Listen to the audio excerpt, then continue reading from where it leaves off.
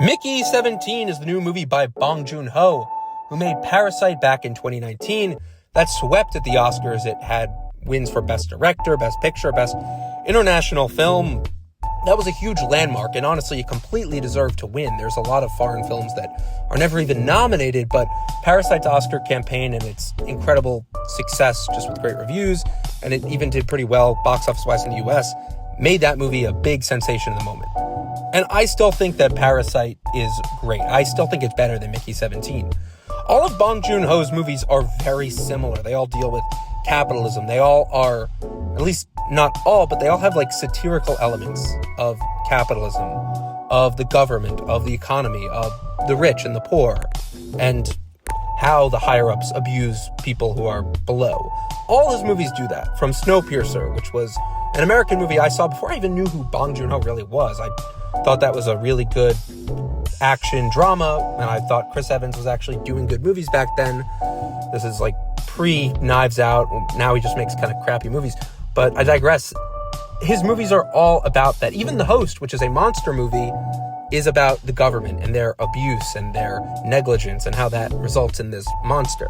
Okja, which I remember seeing when it came out on Netflix, is a dark satire of the entertainment industry, of the food industry and animal abuse. And Mickey 17 has those themes too, which is not a shock at all. You know, when I saw the trailer for this movie, I kind of got the vibe of what it would be. Mostly because the way trailers are edited with those big drum sounds, which people always say, like, it sounds like there's a tribal ritual going on. Trailers have a way of building you up and getting you hyped for a movie. I was very excited for Mickey 17 based on the trailer, but I kind of got the vibe that this would be a typical Bong satire. However, the way it's edited, and because this is a Warner Brothers production, it's being released in theaters, and his last two movies, well, Parasite was distributed by Neon, which is a smaller company. They're making great movies, but they aren't typically a movie you would expect to see a blockbuster from. And then there was Okja, which was on Netflix, and also kind of a small indie film. Mickey 17 has been marketed as being this big blockbuster. And I don't think it's a movie that anyone really cares about. I keep telling people, or asking, you heard of Mickey 17, the new Robert Pattinson movie? People are like, no. And I also think the title itself is a movie that it doesn't make people want to see it. It's called Mickey 17. It's based on a book which came out like just over 2 years ago. This movie was in pre-production when the book hadn't even been published. So the book hasn't even gotten the time to get this big following. Bong Joon-ho read the book before it was published, got the movie rights, wrote a script, and he shot the film like the year this book was released. And it's not a book that a lot of people talk about. The book is called Mickey 7. They changed it to Mickey 17 to create more Robert Pattinsons. The idea in this book is Mickey Barnes, who's played by Robert Pattinson, is this expendable. He is basically living on Earth in the future.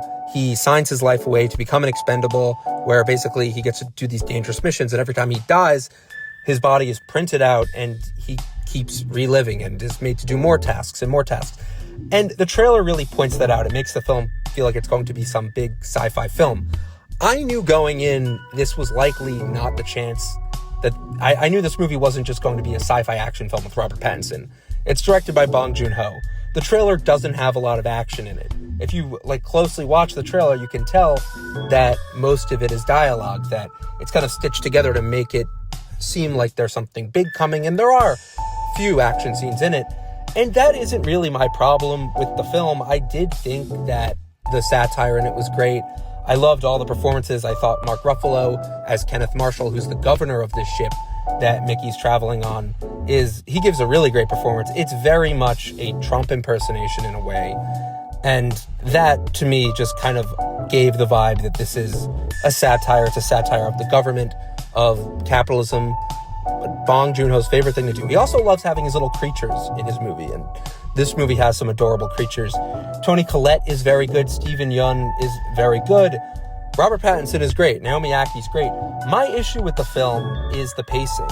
I think that for a movie that really bills itself about being about cloning and abuse of that power, and also, again, that most of that kind of goes into this arc about the government and how Mark Ruffalo kind of is this tyrant who is just a horrible leader.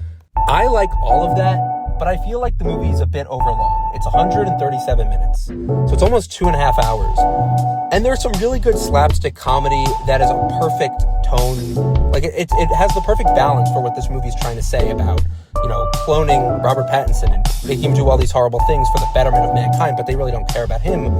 The government is just trying to colonize this planet, and they will do whatever they can. They will kill him as many times as they want until they can get that result.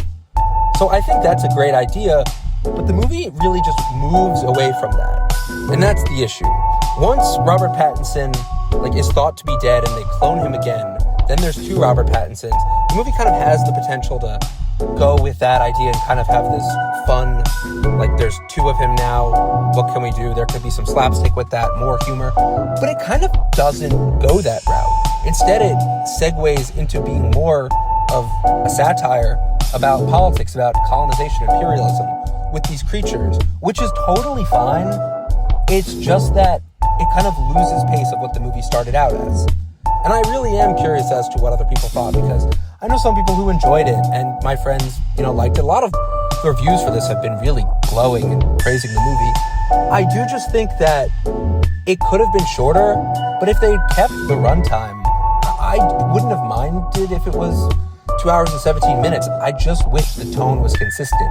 It feels like it becomes two different movies, and the second half of the film is not as interesting as what's presented in the first half. It's a really immaculately shot movie. This got the IMAX experience, the 4D release, the RPX release, the Regal version of IMAX, which really isn't the same thing at all. But it got a huge release, which is really interesting. And I kind of thought that, a year ago when this was announced to be an IMAX, not a year, but in January, they pretty much said this is going to be an IMAX movie. And I was thinking this must be just to sell tickets. I mean, it is being marketed as this big sci-fi blockbuster, which it isn't. It still is beautifully shot. It seems like it would be a terrible 4D movie because of how dialogue-driven it is, because it's just not an action film at heart. And 4D is meant for those action sequences, for big, moments.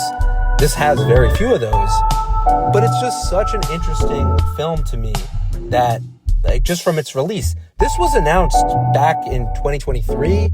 I mean, it was completed, I believe, at the end of 2022, but it was supposed to come out early 2024.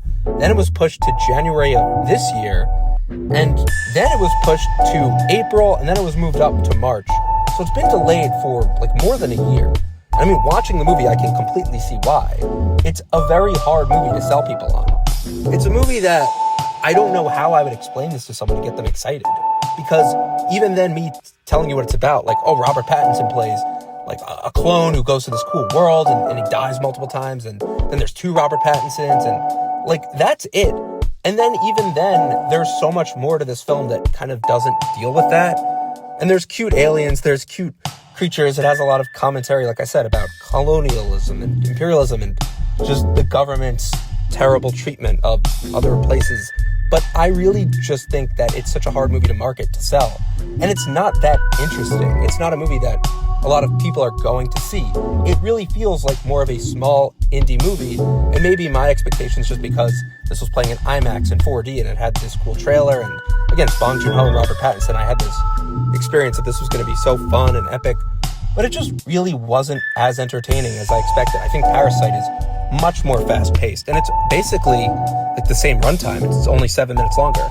Yeah, Parasite is funny, it's dramatic, it's a bit scary, it has tension, and everything about that film, I didn't get a lot of that from Mickey 17. I mean, it's a very tall task to make a movie right after Parasite, but I really do think that even when there's moments here that, could yield emotion, the end has some great, a great room to have emotion in there. There's stakes in there that could be deep that Okja does much better, regarding, that cute animals and stuff.